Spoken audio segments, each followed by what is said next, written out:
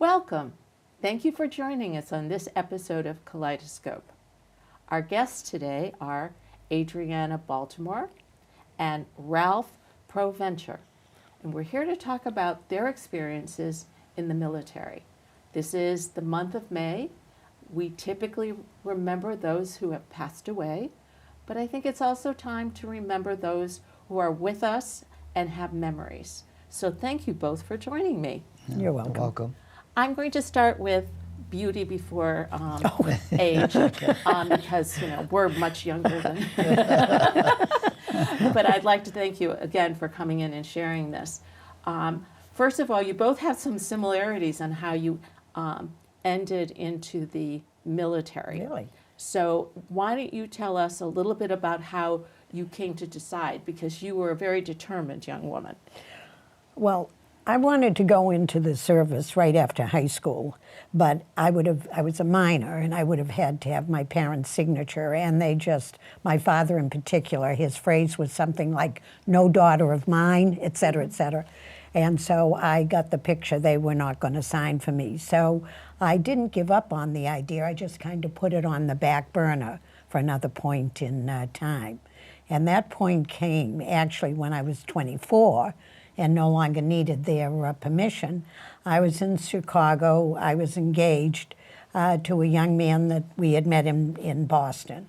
And we were in Chicago because he went first. After graduation from BU, he was a budding journalist, and at that time, Chicago offered better opportunities and pay. And so shortly after he was out there, it was better for secretaries. I went out. But I dithered about setting a wedding date. And so one beautiful Friday, I went into work and I got fired. And that evening, my fiancé broke our engagement. So if that wasn't enough to send one off to the Foreign Legion, I don't know what was. However, the Foreign Legion was not a choice. It was not available, so I opted for the Air Force. Okay. And after a weekend of crying my eyes out over the fact that I had no job, no money, no prospects, and I had a broken engagement, I went down to the local recruitment office and signed up for the Air Force. The Air Force. Now, Ralph. Well, I was in high school, and I was a senior, and I knew I was getting drafted. And my dad was in the Army, and he told me never join the Army. So he said join the Navy. And while I was a senior in high school, the recruiters came in looking for tradespeople. I was in a trade school. And I was a carpenter, and they were giving out third-class petty officers and second-class petty officer ranks. So I signed up and went to Boston for my physical and got accepted. And shortly after that, I got stationed down in Davisville, Rhode Island, where the Seabees was stationed. And we had our training down there, and then we got recommissioned into a battalion called Mobile Construction Battalion 71. Mm-hmm. So your father gave you advice from his life, Right. Don't join the Army. No qualms about, or any comments or editorials about the Army. No. And your parents didn't want you to go at the very young age of 18, so you had a little delay there. And life takes us in certain paths, Doesn't you it? know, and it ended up for you in a good place, and it ended up for you in a different place. Now, you had gone to the Navy, correct? Air Force. Oh, sorry, you were Navy. He's Navy. And I'm you were Air Force. The Foreign Legion wasn't available. No, that's right. So the Navy and the Air Force, were those chosen for you, or did you say, oh, you know, when you had this whole choices in front of you, what attracted you to? That's very simple. My older brother was a lover of building airplanes and so forth. And so when the Second World War came and He didn't want to be drafted into the Army. He signed up for, of course, the Air Corps. It was then the Army Air Corps. And my younger brother, who was just 19 months younger than me, did get permission from my parents to go into the military right from high school.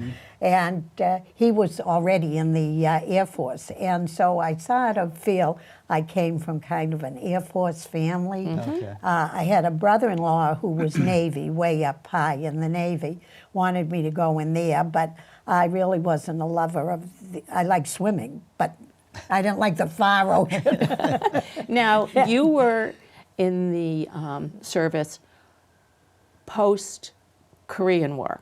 No, I was in what is known as the Korean War era, which they judge runs from 1950 to 1955, which was the era of it. The reason why I say that is the American Legion has these eras that you can only join if you were in the military during that time. They've since changed their tune, fortunately. I've been a member of the Legion, so I'm not speaking about something and, and not being part of it.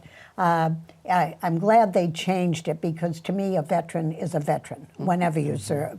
And but the Korean War era was determined by them to be that period, and I qualified because I was in during that time.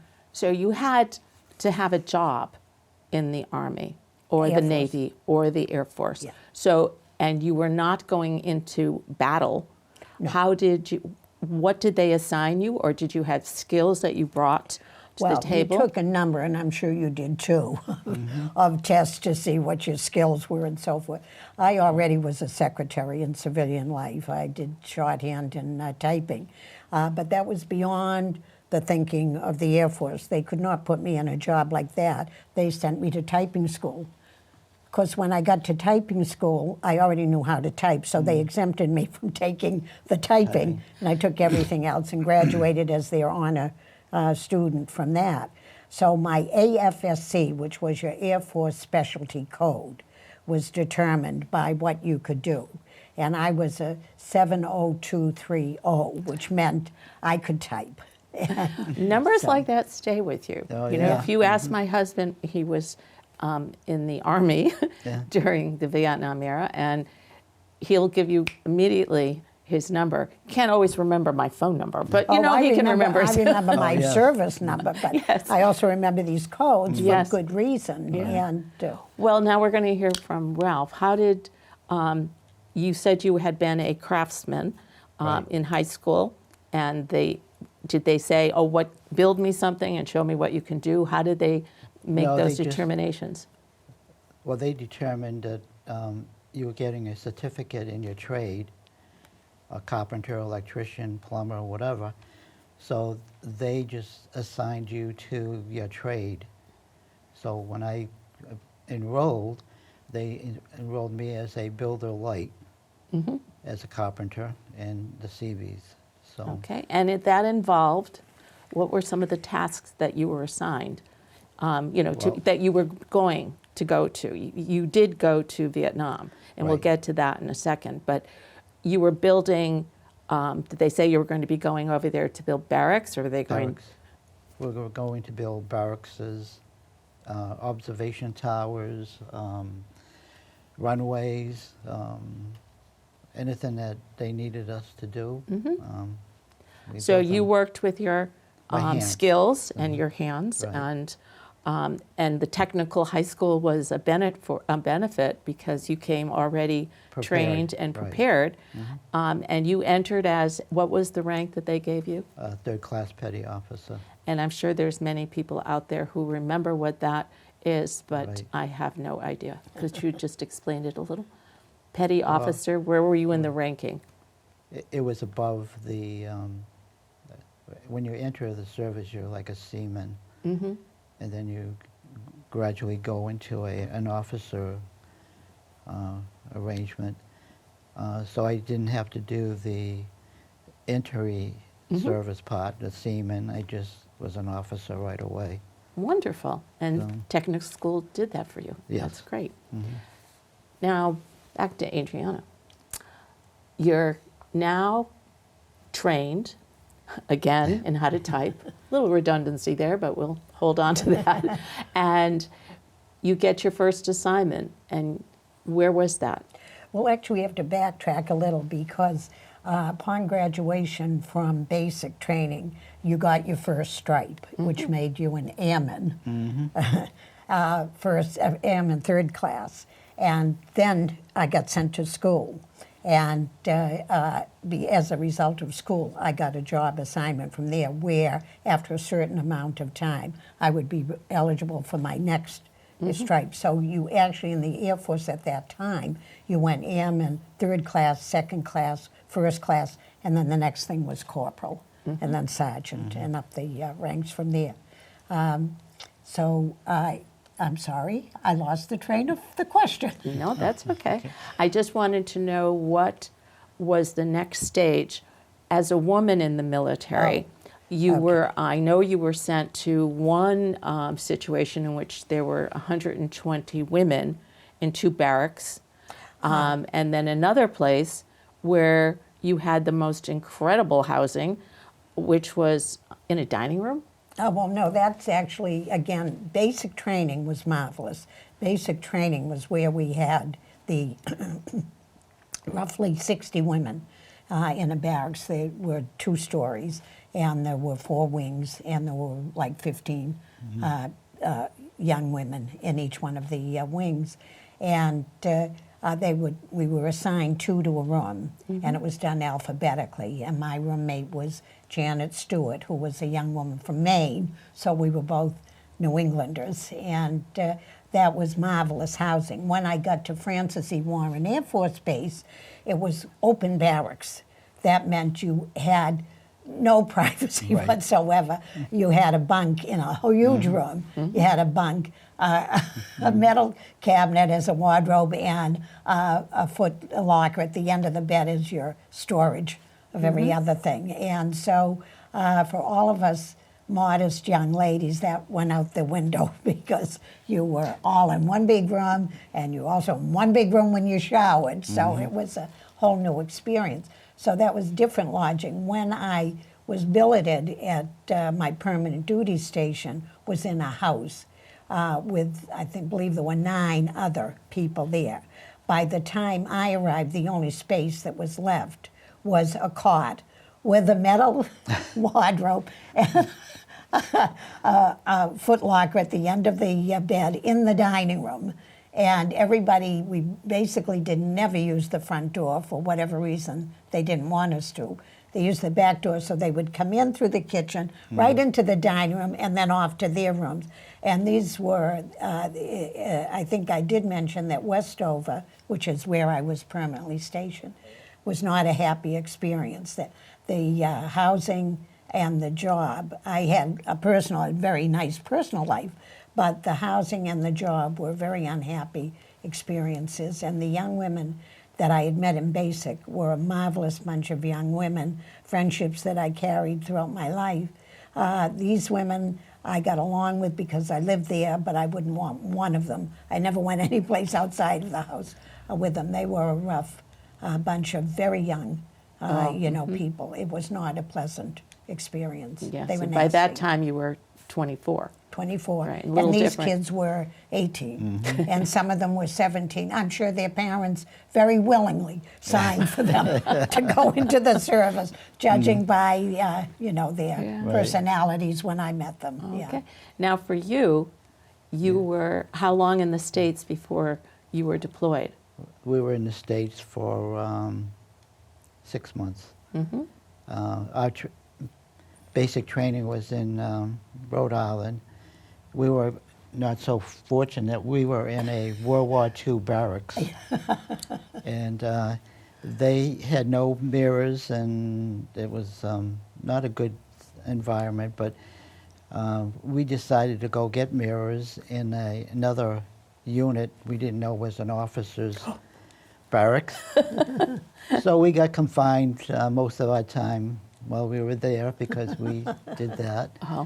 But we were in once we got finished that, we were in a 4-story cement building that had open concept, as you mentioned.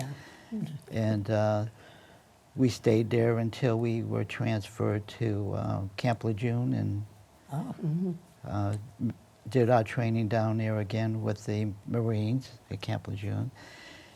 And shortly after that, we were employed overseas. And during that time at Camp Lejeune, you learned about using All types of military weapons, rifles, pistols, rocket launchers, grenades, I mean, machine guns. It was intense. And then you're deployed to Vietnam. Vietnam. Many people would think that, well, you know, you're going to be building roads and putting up towers. You were safe. No. No. Tell us about your experience there. No, while we were out there working, we would be shot at, or we would be, a mortar round would come in. Sometimes we'd have to worry about friendly fire, our own people accidentally getting the wrong coordinates. So it wasn't, and then you had all these other different poisonous snakes, tarantulas, scorpions, tigers. There were a number of things over there that you also had to worry about, other than the enemy. Bullets. That is a little frightening. I mean, I'm not so bad about the spiders and the snakes, but the tiger. Yeah. And you went to Vietnam during the earliest time No, of the, or in the middle. You were in Yeah. 68. 67 and 67. 68. Yeah. At the height. 68 was at the height. Tet Of young men, offensive. yeah. We're going to go to how each of you reacted to your experiences in just a minute, but I wanted you to just tell us a little bit more about the fact that you joined the Navy, but you were never on a ship. No, never on a ship. We flew everywhere. Even in Vietnam, we flew everywhere. Sometimes I thought we were in the Air Force. I thought that was a little ironic. They didn't at least put you on a boat. No, Ship? never Ship, been. I think they're never called been on ship. a ship. No. Well, the experience must have been really frightening. And I know both of you have told me stories that about things that happened to you while you were in the military that may have been a little upsetting, you know, and you carry that with you. So we're not going to touch on those stories, but we're going to touch on, for example, the aftermath. When you come home, I know you had to leave because My father. your father. So you want to tell us a little bit about that? Okay, well, just one little point. I was in the Air Force. I even worked in Westover in a hangar with the big cargo Air Force planes. I was never once on an Air Force plane.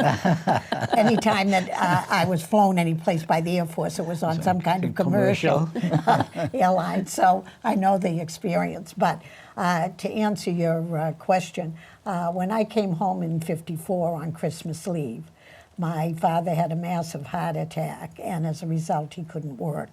After that. So when I arrived, I was then home from Francis E. Warren for Christmas leave. And then when I reported to duty was going to be at Westover, my permanent duty assignment. And so when I arrived at Westover, the first thing I did was sign up for babysitting, because that would give me some extra money. And then about a week or two later, I heard of a job as a waitress at the NCO club part-time, and I took that so I could send most of my pay, which was $80 a month, $40 every 2 weeks, but I sent most of it home to my family for help. But ultimately, my mother needed help. She couldn't physically handle everything that was going on. And I worked in personnel. I was aware of all the types of discharges, excuse me, and because they came through my hands for typing and so forth. And so I knew that my circumstances were more extreme than many that had applied for a hardship discharge. And so I ultimately applied for a hardship discharge so I could go home, earn more money on the outside, and also be there to help my mother with the things. Now, I am a person who likes to finish whatever I start. So it went very hard with me to have to leave before I had fully served my time. It caused a lot of resentment. Although it was the right thing to do, caused a lot of resentment, and my family and I had to work through a lot of that. When I came home, in the midst of helping them was this resentment going on. So it was not an easy time. You know, as I say, sometimes doing the right thing still has a lot of things that you have to deal with. Now, your coming home Yeah. was coming home from a different kind of battle. Of what was your experiences? Well, when my enlistment was starting to end, they asked me to re-enlist. And I said, where would I be going? And they said I'd be going back to Vietnam for a third time. And I said, no, I think my career is finished. When I did get home, there was a diner in Lowell that we always went to when I was in high school. And I was having lunch, and all of a sudden I heard this big loud noise, and I ended up hitting the floor. And the waiter said, "Are you okay?" And I said, "Yeah." I said, "I'm fine." It was just a car backfiring, and the noise Yeah, affected my reaction. reminiscent. Right. Yeah. But coming back, it wasn't pleasant because people didn't, at that time period, were against the Vietnam War, so They took it out on they took the it out on soldiers, us, yeah, right. instead of the policymakers. Right. And so how did that, well, you said you had what we now know as PTSD, where you have a reaction long after. You also mentioned having night terrors. Yes, I had that for quite a few years. I'd be sleeping and my wife would be trying to wake me up because I'd be screaming. And I'd wake up and she said, "You know, you're screaming." And I said, "Yeah, I'm fine, I'm okay." But that lasted quite a while. But then you were able to use your skills that you learned in your high school career and then in your military career to start a life after your service. So what Right. did you do when you came home for a job? I actually went for an interview for Digital Equipment Corporation, which built computers. It wasn't in my field, but it was working with my hands, Yeah. building things. So I went down there and I interviewed for it, and by the time I got home, I got a call said I was hired. And I spent 33 years there. Mhm. And Family? fam- After the, did you, unlike Adrianna, who had that little hiccup in her early years with a engagement, did you come back and were you able to find a partner in life? yes, actually working at Digital, I found a lovely lady, and we got married, had 2 boys. Got raised in Hudson, Massachusetts. Unfortunately, my first wife passed away at 46. Oh, She had lung cancer. oh, And then I joined a group which was called Parents Without Partners. I've been there, done that.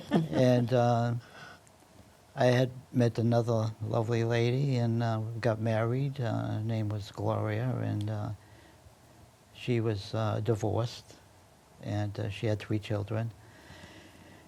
We were married for 24 years, and unfortunately she ended up with Alzheimer's and passed away 7 months ago. Oh, So So we're sorry for your loss, Yeah. but it sounded like you had a recovery coming back and had a meaningful life. Right. I know that when you came home, you found a job that was suited for you and made you happy, but you were still a little bit rankled about not getting to finish. Because you strike me as a woman who, when she sees a goal that she wants, she goes for it. So what try. was life like? The tension, did you still live at home? Did you? well, I did for quite a while because, as I say, to help my mother and my father and so forth. But there came a point where, like when every young person, where they want to be on their own for whatever happens. Well, at that time, we didn't actually get apartments. When you left home, you left home. I mean, this is the 50s. 50s, When you left home because you got married. But I roomed.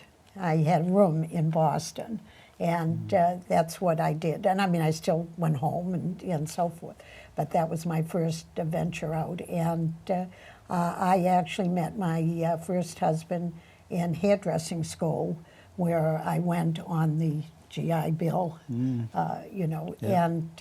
I met him, and my daughter is from my first marriage, which ended in divorce, and I had a second marriage with no children that were involved, and had a divorce. So I also have had 2 marriages, but unlike you, both ended in divorce.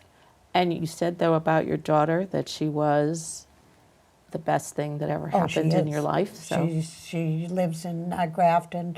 We're very, very close because we had a lot of years where it was just the 2 of us and the cat.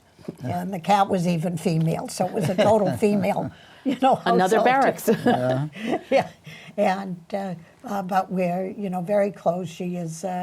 I know every parent thinks their child, and they should, is the best in the world. But she is objectively a very young woman of immense integrity and probity and generosity and thoughtfulness. I'm totally blessed. Good. I lived for 20 years, or just shy of 20 years, in senior elderly housing when I was in Somerville, my hometown, before I moved out here. And there were many single women, widowed women and so forth. There were many people there that had families that they never saw from one end of the year to another. Very sad. Yeah. Very, very sad. Even when I was we were back and forth all the time. I mean, my son-in-law is like the son I never had. My grandson is a treasure. And it is just...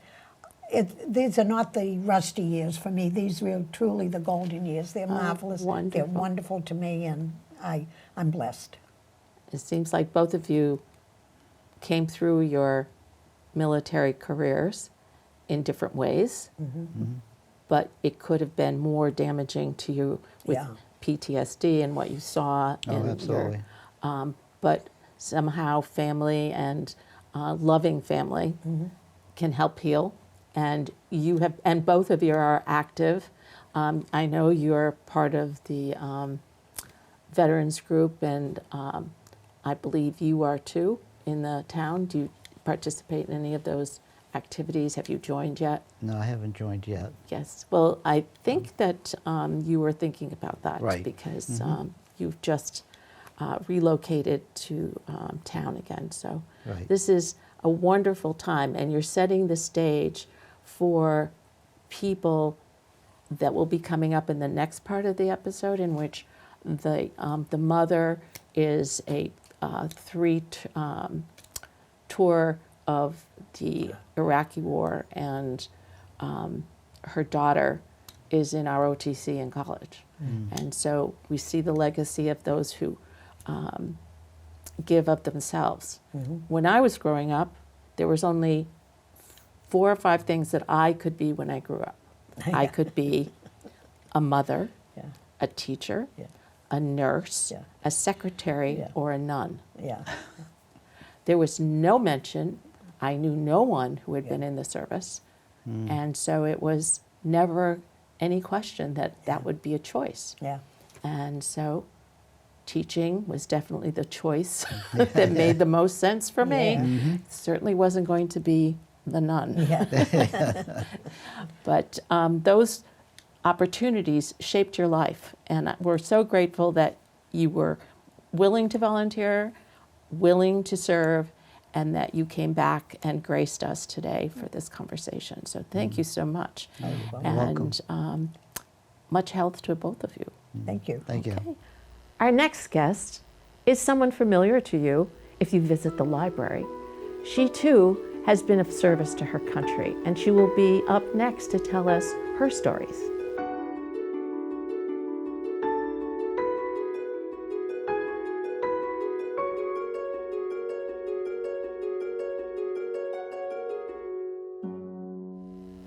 We've been talking about military service and service to your country in this episode. And I would like to introduce our next guest who continues a family legacy from father to daughter to granddaughter. So I'd like to introduce our guest, Lynne Soukup. Thank you for joining us. First, let's tell you and remind them where they know you from. I'm the assistant director at the Westboro Public Library. So when we go to the library, we'll see Lynne doing her contemporary job. But you're here today because of a family legacy. And I wanted to talk to you about, since this segment is on veterans, that your life included service to your country. But it didn't just start with your generation. So let's go back just for a quick update on how you made the choice and the experiences you had with your family.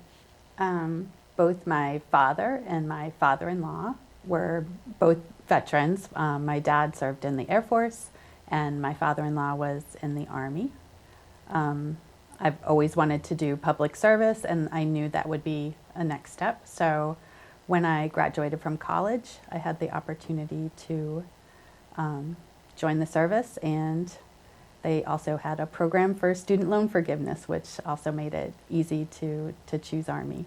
Now, you didn't go into a war zone because this was during the Cold War period. It was Cold War and Persian Gulf War. The Persian Gulf War started when I was in training, and actually my duty station did have some involvement with the war, but and some of my fellow soldiers did end up going to Saudi Arabia, but the timing of my arrival in Germany did not allow that to happen, but we all took part in that. All right, and your graduate, when you graduated from college, your major was languages. Yes, I was a Russian language major and economics, so it definitely came in handy, and the Army was happy to have me join and to continue on with my studies in Russian at the Defense Language Institute in Monterey, California. So you continued with your Russian. Did you think you were going to be sent to some post close to Russia? What was your thinking about why you were studying foreign language? I wanted to definitely use my language skills, and I knew that the Army had a myriad of programs, and I obtained a top secret clearance, and I used my services in military intelligence in Augsburg, Germany. Okay, using Russian language, so it must have had to do with intelligence with this at the time the Soviet Union. Right, correct. Okay, now it doesn't just stop at this generation with your military. You met your husband while. Yeah, I met my husband at the Defense Language Institute. He was also a Russian linguist, and it was just happenstance that we were both stationed at Field Station Augsburg. And so our romance continued from there, and we moved back to Washington, D.C., and got married and started a family. Yeah. Now, were you working on similar projects, or you couldn't talk to each other about what you were doing? We were in different platoons, but we did. I had a slightly different role because I had gone on to advanced training, and so we worked in different departments, but at the same place. Okay, so that's exciting for the outsider, but very, I'm sure, high anxiety for someone who's doing translations and things for such important issues, the national security and things like that. So I took 6 years of Spanish, and I can say gracias. I am not a linguist in any way, so I'm always enamored of people who can, especially Russian, to be able to speak so fluently. Your career lasted how long in the I service? only did one tour, so I served 5 years because of my training, and then I went on to work at the World Bank in the IFC when I came home. The World Bank, so that requires you to travel a lot? The position that I was in, we were working with the countries of the former Soviet Union, And so, yeah, I did get to travel quite a bit. Okay, so you're still in service to your country in a different way. Exactly. Yes, and Exactly. and we won't ask you any of the things that you were talking about or translating, because I know that those were top secret. Now we get to your children, and you have yet another legacy. What's happening there? My youngest daughter, Audrey, she's 21 now. She just completed her junior year at Boston University, where she is in the Charles River Battalion as a ROTC cadet. So she too is following in grandpa, mother, Yeah. father, Yes. other grandpa's Yes. lifeline. Yeah. Did she feel any pressure that she had to go do this, or she had that same drive to be of service? I think that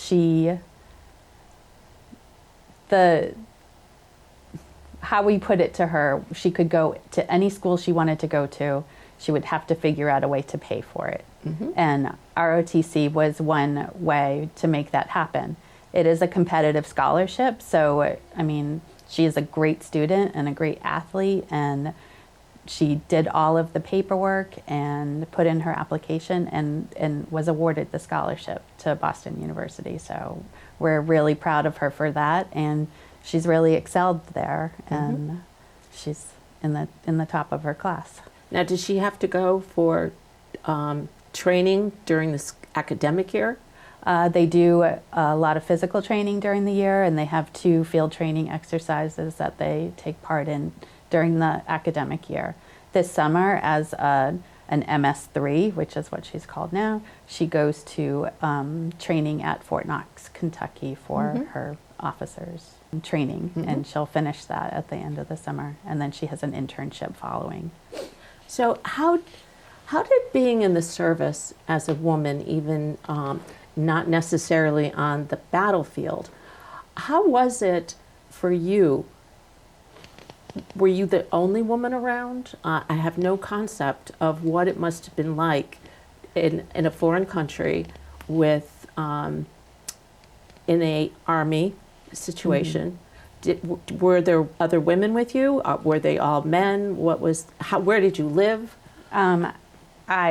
We all lived in the barracks. I mean, obviously, Yeah. women and men had their own roommates. barracks, yeah. We didn't have our own barracks. We were all on the same floor. We had our own bathroom facilities, that type of thing.